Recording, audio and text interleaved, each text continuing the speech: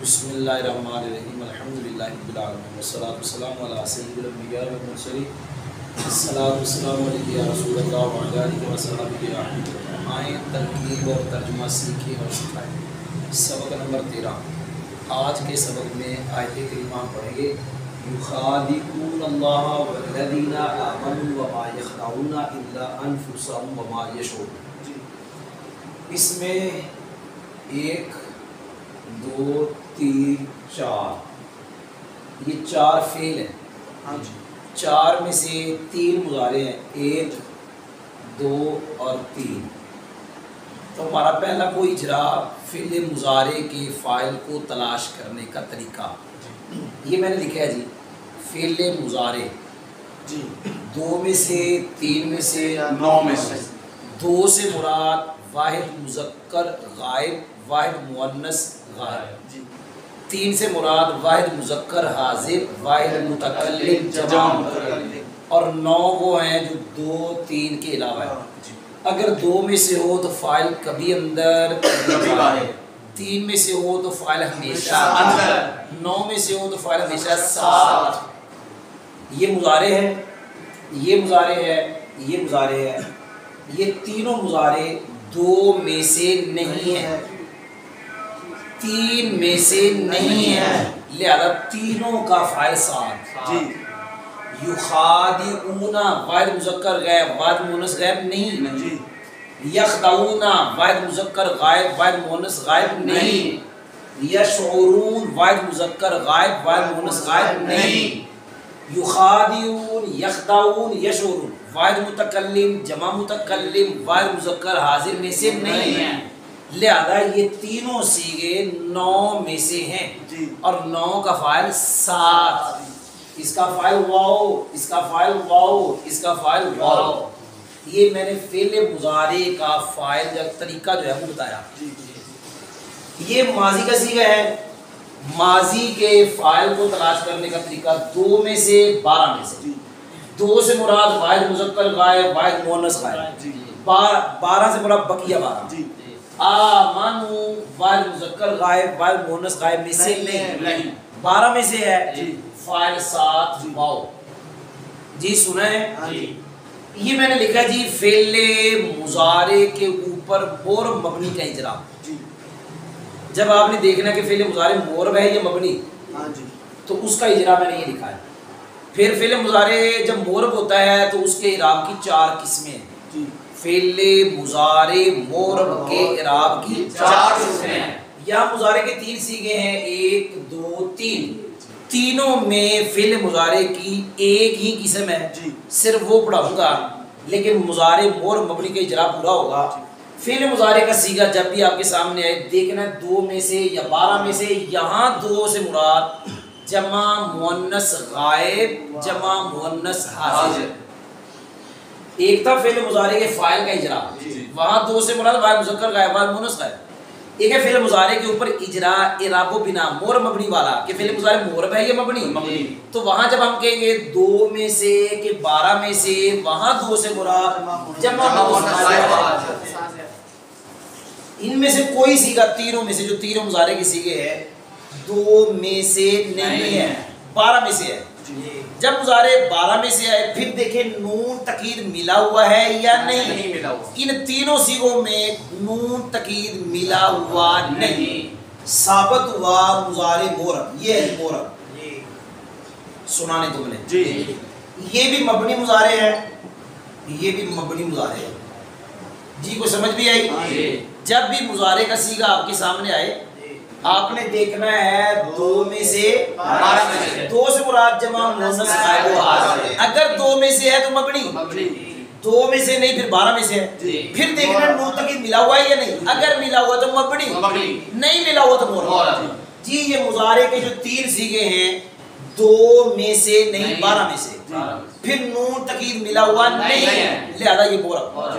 جب مضارع مورب آپ کے سامنے آ گیا پھر آپ نے دیکھنا ہے 5 میں سے کہ 7 میں سے۔ کیا دیکھنا ہے؟ 5 میں سے 5 سے مراد ہے ضمہ والے، اور 7 سے مراد ہے نون اعرابی والے۔ یہ تینوں صیغے 1 2 3 یہ نون اعرابی والے 7 صیغوں میں سے ہیں۔ جب 7 صیغوں میں سے ہیں تو مضارع کے اعراب کی ایک ہی قسم ہے، میں پڑھنے لگا ہوں حالت رفع اثبات نون، حالت نسبی اور جزمی اسقاط نون۔ جی یہ 7 صیغے جب مضارع کے آپ کے سامنے آ جائیں تو فعل مضارع کے اعراب کی ایک ہی قسم ہے جو میں نے پڑھی، دوبارہ پڑھ رہا ہوں، حالت رفع اثبات نون، حالت نسبی اور جزمی اسقاط نون۔ اگر آپ کے سامنے مضارع کا یہ صیغہ آ جائے، یہ والا سارا 12 میں سے ہو، نون تقید ملا ہوا نہ ہو، 7 میں سے ہو، پھر آپ نے اتنا دیکھنا ہے کہ نون ہے یا نہیں۔ اگر نون ہے تو سمجھ لو حالت رفع۔ جی بالکل۔ یخادعون، یخدعون، یشعرون، نون ہے، تینوں میں حالت رفع۔ مضارع کو رفع کون دیتا ہے؟ عامل مانوی، اس کا ناصب جازم سے خالی ہونا۔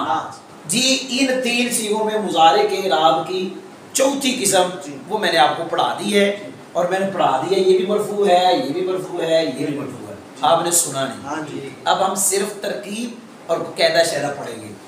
یخادعون یہ مضارع کا صیغہ ہے، ہم نے پہلے بتا دیا 9 میں سے ہے، فاعل 7، فاعل کے بعد آنے والا اسم اکثر مفعول بھی بنتا ہے، لہذا لفظ اللہ یہ مفعول بھی ہے، لیکن آگے کے لیے معطوف علیہ، یہ واو حرف عطف ہے جی، الذین اسم موصول ہے، آمنو فعل، واو ضمیر اس کا فاعل ہے جس کا مرجع الذین ہے، فعل اپنے فاعل سے مل کے صلہ، جملہ فعلیہ خبری ہو کر، موصول صلہ مل کے اس کا عطف ہے لفظ اللہ پہ، معطوف علیہ معطوف مل کے اب بنا مفعول بھی، فعل اپنے فاعل مفعول بھی سے مل کر جملہ فعلیہ خبریہ ہوا۔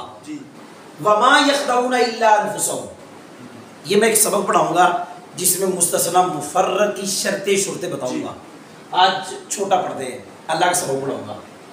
واو استنافیہ، ما نافیہ، یخدعون پھر مضارع کا صیغہ 9 میں سے فاعل واو ہے، الا الف استثناء ہے، انفسهم مضاف مضاف الیہ مل کے یہ مفعول بھی ہے یخدعون کا۔ یہ مستثنی مفرق ہے، چلے جلدی بتا دیتا ہوں۔ مستثنی مفرق کی 3 شرطیں ہیں، ایک ہے الا کے بعد، یہ الا کے بعد ہے، دوسری شرط ہے کلام غیر موجب، یہ غیر موجب ہے، تیسری شرط ہے مستثنی منہ موجود نہ ہو۔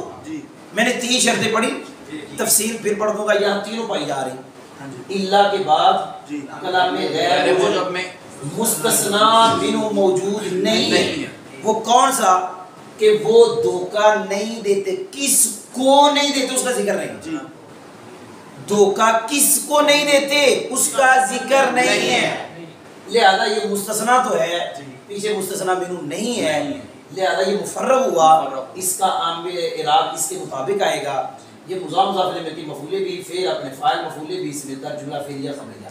واو حرف عطف ہے، ما نافیہ، یشعرون فعل، واو ضمیر فاعل، فعل فاعل جملہ فعلیہ خبریہ ہوا۔ آپ نے سنا ہے؟ جی۔ اب ترجمہ سنیں۔ وہ اللہ کو اور ان کو جو ایمان لائے دھوکہ دینا چاہتے، دھوکہ دینا چاہتے، دیتے نہیں، دھوکہ دینا چاہتے، اعلیٰ حضرت نے یہ ترجمہ کیا رحمۃ اللہ۔ وہ کون؟ منافق، اللہ کو اور ان کو جو ایمان لائے دھوکہ دینا چاہتے ہیں، وما یخدعون الا انفسهم، اور وہ دھوکہ نہیں دیتے مگر اپنے آپ کو، اور وہ دھوکہ نہیں دیتے مگر اپنے آپ کو، وما یشعرون اور انہیں شعور نہیں۔ یاد ہو گیا ترجمہ؟ وہ اللہ کو اور ان کو جو دھوکہ دینا چاہتے ہیں، اور وہ دھوکہ نہیں دیتے مگر اپنے آپ کو، وما یشعرون اور انہیں شعور نہیں۔